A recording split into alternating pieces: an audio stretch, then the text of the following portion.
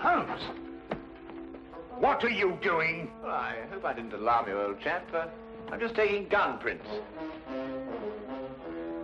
This is the end.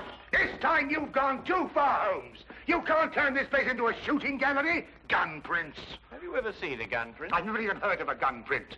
You'll kill somebody one of these days, Holmes. Parliament ought to pass a law against people like you. Well, of course, gun print's just the name I've given it. Actually, it's the marks on the bullet left by the rifling in the gun barrel. Ah! Yeah, would you like to look at these two bullets under the magnifying glass? You'll observe that they have different markings because they were fired by different guns. I'm not interested, not in the least interested. The police will be here in a minute. But you should be interested, Watson. You're interested in saving lives, aren't you? Of course, but... Well, look, this very little experiment may very well save a life someday. How can firing bullets from here into... Wait a minute. Take the case of a man who is accused of murder. I'd rather not. The prosecution claimed that the bullets were fired from his gun. They probably were. The man was guilty. I can see it all. Yes, but if it can be proved that it was impossible by the markings, then an innocent man's life could be saved. That's all very well and good, Holmes, but this flat is not the place to conduct these sort of experiments. How would you like it if I started to practice my surgery in the bathtub or on the kitchen table? Could you manage it in the bathtub, do you think? No, I give up. And now, if you're not keeping this appalling smell for experimental purposes, I will, with your permission, open the door. Holmes, I told you. I knew you'd gone too far. Now you have shot somebody. Well, if I have, I shall have to certainly correct those guns for drift. That's fantastic. He seems to have some breath in him still. No fault of yours if he has. Now, help me with him before somebody sees it. Really, firing off revolvers, brewing poison, frightening people. It's more than a man can stand, Holmes. Really, more than a man can stand. Am I wounded badly, please? I'm a poor man. I can't afford a hospital. No. You'll be all right in a minute. You've just fainted from something. Something, you say? Didn't you hear what happened? I was outside, about to knock at your door, when suddenly I was attacked. Someone turned a revolver loose on me, bullets flying everywhere. I tried to fight back bravely, but there were too many of them, 6 or 7 at least, all firing guns.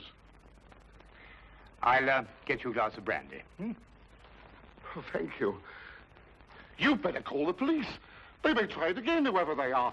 Maniacs and foreigners, I'll be bound. No. You're quite safe now. Those shots came from my revolver and were fired into that wadding over there. You mean you were the one who... Yes, I was just carrying out a little experiment. I must apologize for any shock I may have given you. And no one is after me? And not to my knowledge, Mr. Wilson.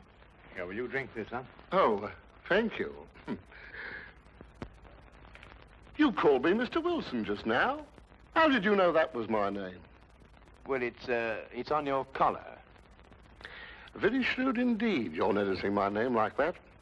In fact, you've got exactly the kind of mind that could help me to unravel my mystery. That is, if you're willing to lend a poor man a hand. Oh, yes, I owe you at least that. What is the mystery? But perhaps you'll get a better idea of what it is if you read this first. Yeah, it's in the wanted column. Read it for yourself. To the Red-Headed League. On account of the bequest of the late Ezekiah Hopkins of Lebanon, Pennsylvania, USA, there is now another vacancy open which entitles a member of the League to a salary of £4 a week for purely nominal services. All red-headed men who are sound in... Apply in person on Monday at 11 o'clock to Duncan Ross at the offices of the League, 7 Pope's Court, Fleet Street. Apply in person on Monday at 11 o'clock to Duncan Ross at the offices of the League, 7 Pope's Court, Fleet Street. But what on earth does it mean, the Red-Headed League? It is a little off the beaten track, isn't it? I assure you, I felt the same way as you when I read it. A vacancy for what, I asked. I'm a dealer in second-hand merchandise, and I believe in giving value for value received. And it certainly struck me as odd that somebody was prepared to give £4 a week for nothing. But young Spaulding took a different view of it. Oh? Who is young Spaulding? Vincent Spaulding. He's my assistant, and I couldn't wish for a nicer young man. I see. Now, suppose you tell me the story as it happened, right from the beginning. From the beginning? Yes, of course. Well, it all started 2 months ago when that paper came out. I was in the shop at the time. I'm there practically the whole of my time. I'm a widower and I've got little else to do. When young Spaulding came back from lunch. Mr. Wilson, if you only knew how I wish that I had red hair like you. Huh? Don't believe it or not. Here is another vacancy for the League of Red-Headed Men. A league of what? Red-Headed Men. Surely you've heard of them, haven't you? Oh, I'm afraid I don't get about as much as some of you young people do. Well, I should have thought everyone would have heard of the League of Red-Headed Men. Well, at least everyone who was eligible. Now, a man like you, if he were accepted, could make himself a nice little nest egg without hardly lifting a hand. Vincent, I've told you before, there's one thing you've got to learn in life. Nobody ever gets anything except by the sweat of his brow. Value receives value. What is this Red-Headed League? Take a look at this paper yourself. How I wish my hair would change color, really I do. What a nice little nest egg I'd make for myself. Well, this doesn't make sense to me. No? Will you see the name? Hezekiah Hopkins? Yes. Oh, he was an American millionaire. Very peculiar in his ways. He was red-headed himself and had great sympathy for all red-headed men. So, when he died, he left an enormous fortune in the hands of trustees to make life easier for all red-headed men. Oh, really? Yeah, red-headed men. Uh-huh. Oh, but I couldn't apply even if I wanted to. I've got the shop here to look after. Well, that's the whole point. The work don't amount to anything. Absolutely nothing at all. It need not interfere with a man's other occupation. Well, even so, probably millions of men would apply for it. No, this is limited to Londoners and to grown men. You see, this American started off from London and I suppose wanted to do the old town a good turn. And then again, I hear it's no use applying unless your hair is a real fiery red. Huh. Do you think my hair is red enough? I've never seen any redder. I could use the money. There's all sorts of repairs I could do, and... Vincent, I'm going to investigate this league. Lock up the shop. You're coming with me. Yes, sir. You're right. It is fiery red, isn't it?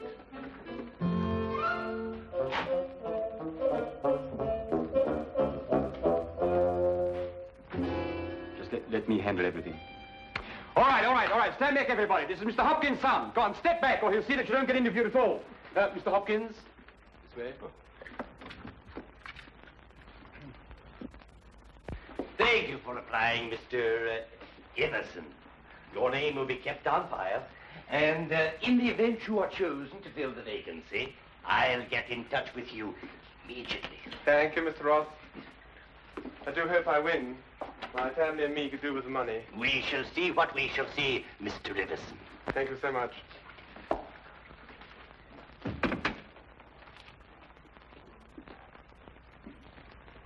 Are you the next applicant? Yes, this is Mr. J.B.S. Wilson. Your search is over. He's willing to fill the vacancy. Will you sit down, Mr. Wilson?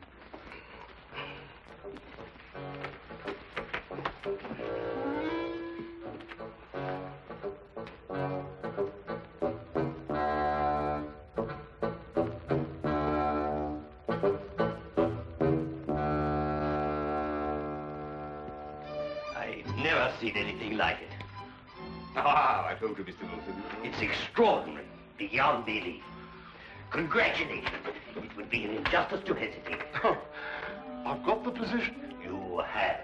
You will, however, excuse me for taking an obvious precaution. There are tears in your eyes. I perceive all is as it should be, but we have to be careful, for twice now we have been deceived by wigs, and once by paint. I'm sorry the vacancy has been filled, but thank you one and all for coming.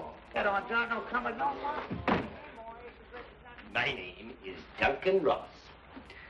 I'm one of the trustees in charge of the fund left by your noble benefactor. When shall you be able to embark upon your new duties? Oh, well, almost any time, I suppose. Though I should mention that I have another business which will require some of my time. Oh, so long as you're free to be here between the hours of 10 to 2, there'll be no objections. Easy enough, Mr. Wilson. There's very little business during those hours, and what there is, well, I could take care of. Oh, thank you, Vincent. I appreciate that. And what is the work? Copying the encyclopedia. Oh, The Encyclopedia Britannica. You will provide your own pen, ink, and blotting paper, and copy it down word for word. Is that agreeable? well, yes.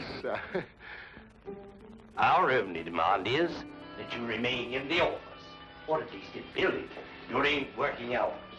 If you leave, you forfeit your position forever. The will is very clear from that point. Well, it's only 4 hours a day. I shouldn't think of leaving. No excuse will avail, neither sickness, nor business, or anything else. Here you must stay or lose your billet. I quite understand. Then, goodbye, Mr. Wilson. And again, let me congratulate you. Oh, thank you, sir. Thank you. The Encyclopedia Britannica. Ah, you'll do a wonderful job of it, Mr. Wilson. I'm sure you will.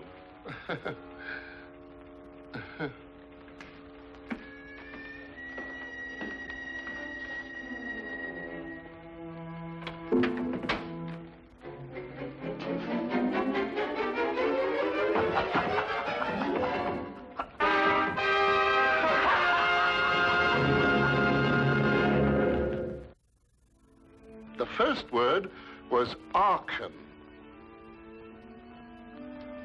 At the end of 8 weeks, I'd finished the A's and begun the B's. For this, Mr. Ross rewarded me every Saturday with 4 golden sovereigns. Yesterday morning, however, I got a staggering blow indeed.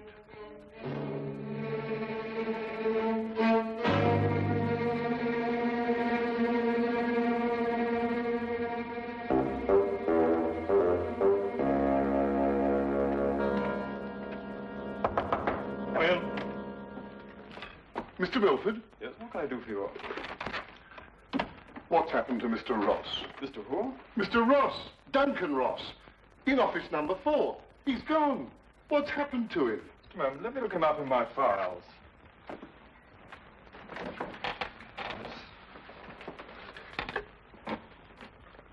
Are you a customer of this, Mr. Ross? I work for him. That is, I did up until this morning. What did you do?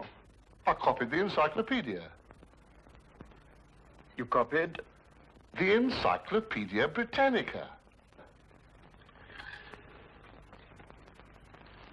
Wouldn't it have been cheaper buying another encyclopedia rather than going to all the trouble of copying it? You don't understand. That's the work the Red-Headed League required me to do. Look here, my good man. If this is a joke, I fail to see the humor. If it isn't, it's my duty to inform you that office number 4 was rented temporarily to William Morris, an accountant. I never heard of Duncan Ross, nor the Red-Headed League in all my life, and I'm certain they never existed. I got the home address of William Morris, but when I arrived there, it turned out to be a factory making ladies' unmentionables. No one had ever heard of William Morris or Duncan Ross. My word, you really were on a wild goose chase, weren't you? After that, I didn't know quite what to do. The whole experience was so embarrassing, I could hardly make myself tell it to Spaulding. Then, quite naturally, you thought of me. Oh, as I said before, I'm not a rich man. If I don't locate the League or find out what happened to them, I stand to lose £4 a week. You don't stand to lose anything, Mr. Wilson. You can't lose something you didn't possess in the first place. And the story is probably a pack of lies in any case. Holmes. And if it isn't, you've no reason to complain. You're 30 pounds richer by your experience, not to mention the invaluable knowledge you've gained on every subject under the letter A. If I were you, Mr. Wilson, I'd be quite grateful and forget about the whole affair. Good day to you, sir. Well, I hardly expected this kind of treatment. If you should discover a corpse at your second-hand shop in an old cello case, you're perfectly welcome to return. In the meantime, I have an experiment to conclude. I'm going to find out if firing a gun in a house is illegal. If it is, you can rely on me to report you. Holmes, what on earth persuaded you to behave like that? Well, yes, it was rather unseemly behavior, wasn't it, Watson? Right. But absolutely necessary, I assure you. But why? Well, if I tell him I was willing to take on his case, he'd probably give me away to the wrong party. Why burden him with the necessity of having to keep a secret? Then you mean you're going to take the case? I wouldn't miss finding out about the Red-Headed League for all the tea in India. China, Holmes. Do you think it could be a prank, some sort of wild practical joke on Mr. Wilson? Well, at £4 a week for 8 weeks, the joke would be on someone else. It is a considerable sum, isn't it? The case, as I see it, breaks down into two whys. I think I know the first why, but the second why eludes me. Well, which is the why you know and which is the why you don't know? Well, why was the League formed? Now, that's obvious. To keep Wilson out of the shop a certain number of hours a day. But why is the why that I want to know? Well, why is the why that you want to... I see. You mean somebody tried to get Wilson out of his shop in order to steal something from him? No. The case is too elaborate to justify stealing from so small a shop as Wilson's. No, the reason is bigger than that. Bigger than any of us might imagine. Now, you're not going to start shooting again, Holmes. No, but I'm going to take this with us. Us? Yes, you're interested in the case, aren't you? I'm a doctor, Holmes. Well, all the better if someone should get hurt. This started out to be such a peaceful morning, and an old friend of mine was coming from India, and we were going to spend the day together. And now look what you've talked us into, the Red-Headed League. Yes, exciting, isn't it?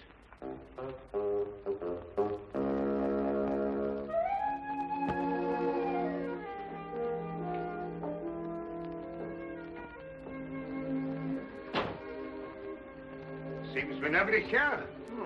I wonder where he could be. I'll be right with you, gentlemen.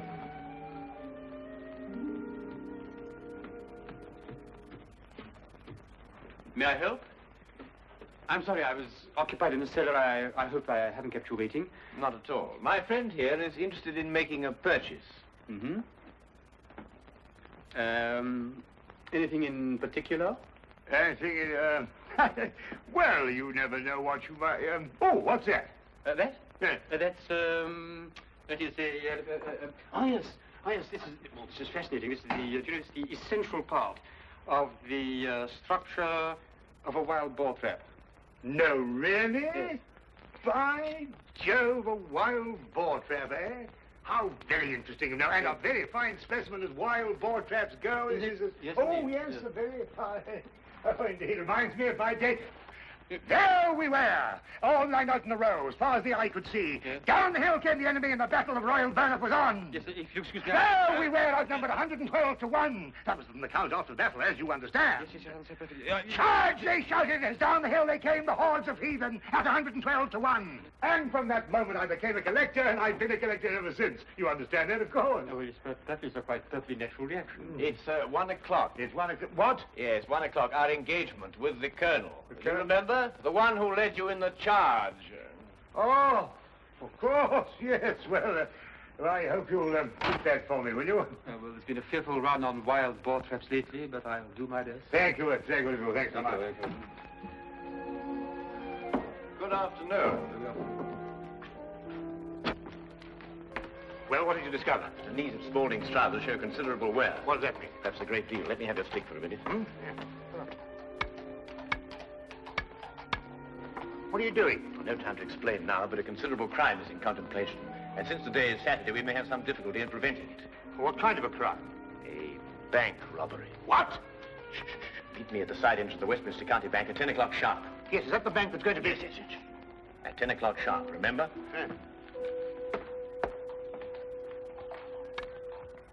The basement vaults of the Royal Westminster Bank, as you can see, they are impregnable.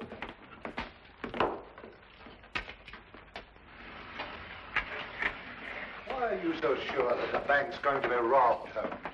Because the knees of a man's trousers were badly worn.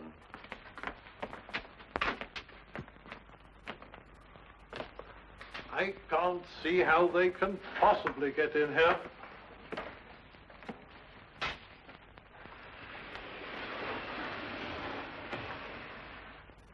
Is that the gold? Yes. We had occasion some months ago to strengthen our reserves, and so we borrowed 30,000 Napoleons from the Bank of France. Word must have leaked out, if Mr. Holmes' deductions are correct. Gentlemen, we must prepare ourselves. As soon as Mr. Wilson goes to sleep, they will make attempts to get in. Who are they?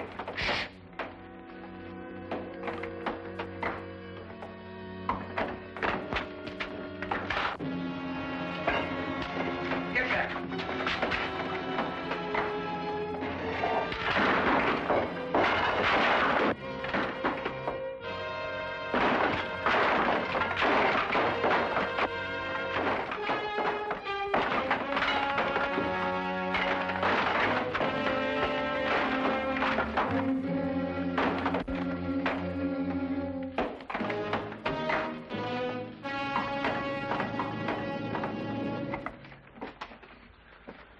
It's all right. Hey, jump! All right, Spaulding, your back-robbing days are over. So I see. I fancy my pal got away all right, though. There are 3 policemen waiting for him at the other end. Well, you seem to have done things very, very, very neatly. I must compliment you. But I feel obliged to reciprocate. Your red-headed league was very inventive indeed. Here. You were the one who came into the shop this afternoon. You came with... With me? Ah. I thought there was something very, very queer. You don't look like a collector at all. They helped to collect you, didn't they? I think you'd better come along with me.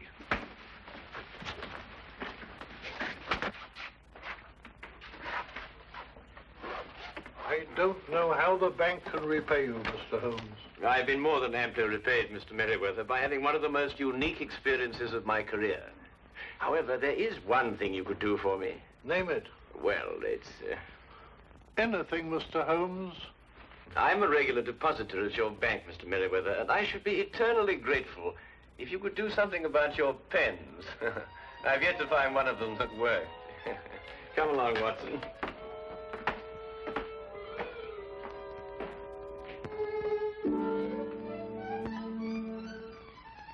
What I shall never understand is how you suddenly knew there would be a bank robbery. Well, if you remember, when we visited the second-hand shop, Spaulding was in the cellar. I didn't pay much attention to it at the time, but later on I noticed that the knees of his trousers were badly worn, as if he'd spent some time kneeling, doing some sort of burrowing work. But burrowing where? Perhaps from the cellar to the next building. The moment the thought occurred to me, I whisked you outside and surprised you by tapping on the pavement with your stick. You certainly did. Oh, I'll just go and see who it is.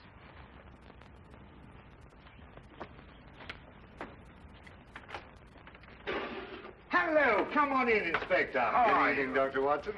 I hope it's not too late to make a call. Of course not. Come right on. Well, I saw the light was on, and I just thought I'd drop in. Ah, how are you, Inspector? Now, make yourself at home. Oh, Draw up thank- a chair. Thank you very much indeed. Cup of tea? Yes, please. Well, by the time the newspapers come out with a report of your exploits tomorrow, Holmes, you'll be a hero. Oh, well, I shall try and remain humble through it all. Yes, the whole of London. Except, of course, Mr. Wilson. Unless I miss my guess, he wants me still to arrest you. Arrest me? What for? Well, he didn't like the way you treated him last night, you know. And then, of course, he complains that... Oh, no, it's too ridiculous. Still, I think you'd enjoy hearing about it. He claims that you were firing a revolver in this house. You know it's against the law, don't you? But who in their sober senses would do such a thing? Yes, it does sound very implausible, doesn't it? Yes, that's exactly what I told him. I mean, people just don't do things like that, do they? No.